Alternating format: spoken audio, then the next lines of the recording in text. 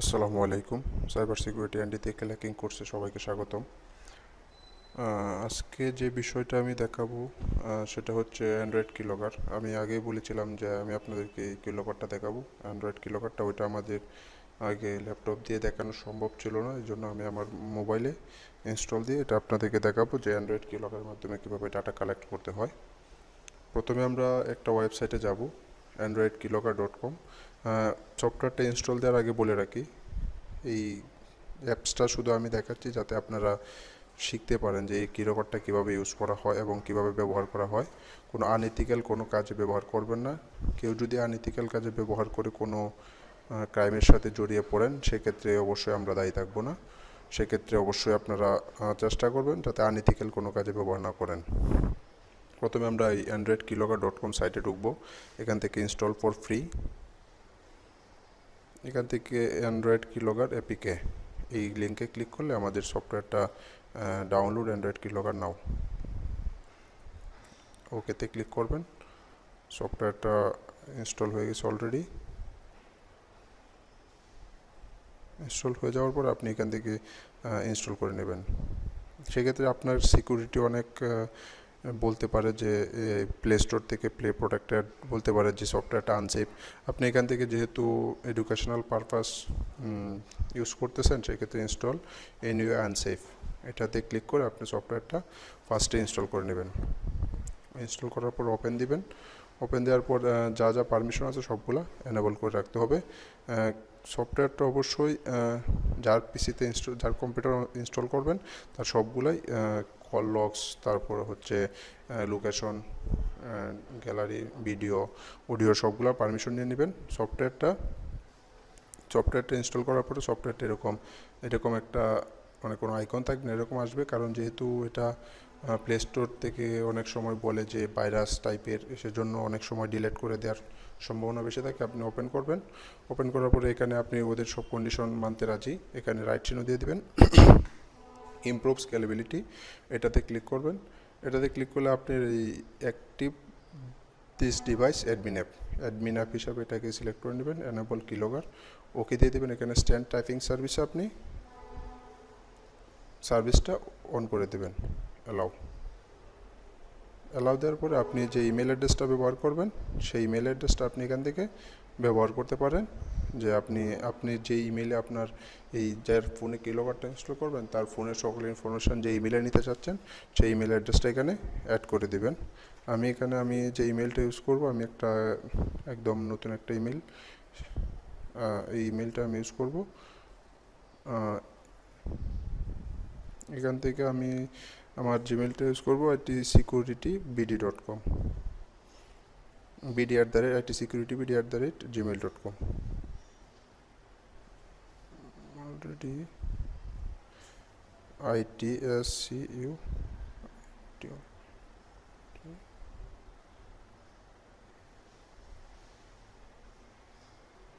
Same জিনিসটা আবার copy করবেন নিচে, সেম জিনিসটা আবার রিটাইপ করবেন। তারপরে আপনি কমপ্লিট ইনস্টলেশন দেবেন।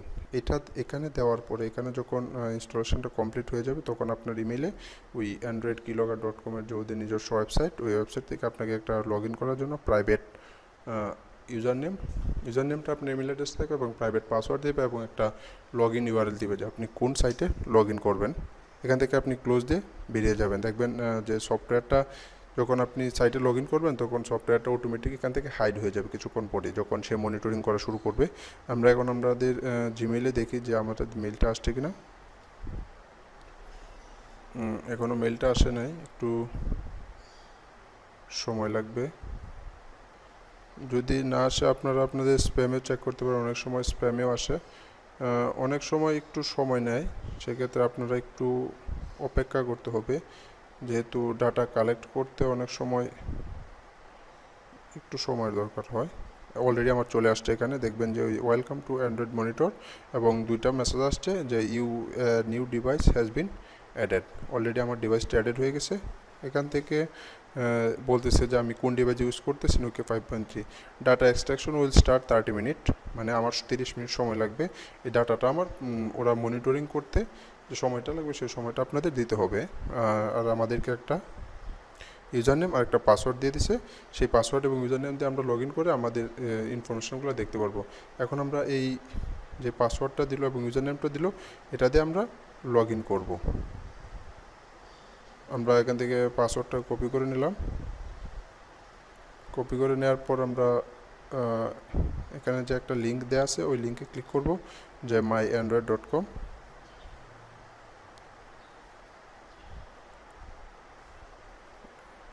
এখানে যাওয়ার পরে আপনারা এটা ওপেন করে নেবেন, আপনাদের যে ডিফল্ট ব্রাউজার আছে ওই ব্রাউজার ওপেন করে নেবেন। এখান থেকে আমরা দিব যে আমাদের যে জিমেলটা ইউজ করেছিলাম সেই জিমেলটা দিব, gmail.com। আর পাসওয়ার্ডটা আমি এখানে পাসওয়ার্ডটা দিয়ে দিব। পাসওয়ার্ডটা এখান থেকে কপি করে নিয়ে আসলাম। লগ ইনে ক্লিক করলে আপনি আপনার যে ইন্টারফেসটা চলে আসবে, এখানে আপনি এতগুলো পড়বেন, যে কী কী দেওয়া আছে সবগুলো একটু পড়বেন, দেখে নেবেন।